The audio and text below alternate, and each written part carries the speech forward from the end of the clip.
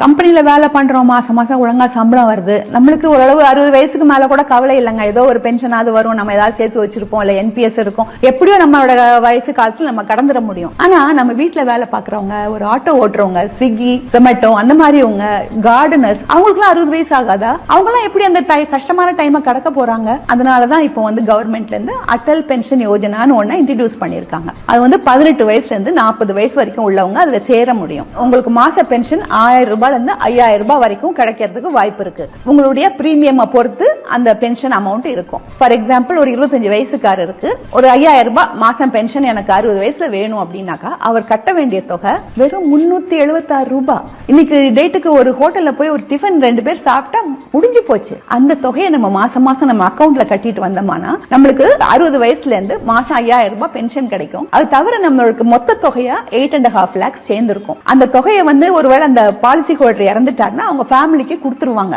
எத்தனையோ ஏமாத்து திட்டங்கள்ல போய் சேர்றதை விட இந்த மாதிரி கவர்மெண்டோட திட்டங்களை சேர்றது நல்லது இல்லையா? சோ ஒருவேளை உங்களுக்கு இது தேவைப்படாம இருக்கலாம். உங்க கம்பெனில ஒர்க் பண்றவங்க இருந்தா அவங்களுக்கு இந்த அக்கௌண்ட்ல சேர்த்து விடுங்க. அநேகமா எல்லா பேங்க்ஸ்லயுமே இது அவைலபிளா இருக்கு. உங்களுக்கு ஒரு எஸ்பி அக்கௌண்ட் இருந்தா இந்த அக்கௌண்ட்டை நீங்க சேர்த்து ஓபன் பண்ணிக்கலாம். ஒருவேளை யாரும் அதுக்காக பேங்க்குக்கு நீங்க போன உடனே வாங்க வாங்க அந்த அக்கௌண்ட்ல சேர்ந்துக்கோங்கன்னு சொல்ல போறது இல்ல. நம்மளாதான் கேட்டு இந்த அக்கௌண்ட்ல சேரணும், இல்லைன்னா மத்தவங்கள சேர்த்து விடணும்.